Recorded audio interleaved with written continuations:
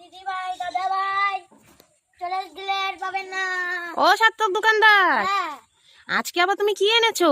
তাই আজকে তাল এনেছো কেন? অন্য কিছু আনোনি?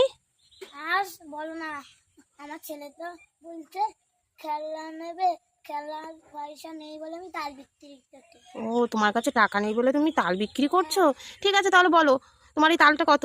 50 50। 50 টাকা? হ্যাঁ, তাহলে এত দাম কি করে নিই বলো তো? মেঘ হয়েছে, বৃষ্টি নেমে আছে, তার জন্য আজকে তালটা বিক্রি হলো না। ছেলে খেলনাটা কিনে দিতে পারবো না।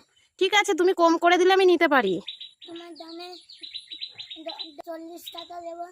40 টাকা দিলে দেবে? হ্যাঁ, তোমার তো কষ্ট। ঠিক আছে, দাও আমাকে 40 টাকায় দাও। তুমি দাঁড়াও, আমি ঘরের থেকে টাকাটা নিয়ে আসি। তাড়াতাড়ি দাও, ছেলেটা খেলনা কিনতে হবে তো।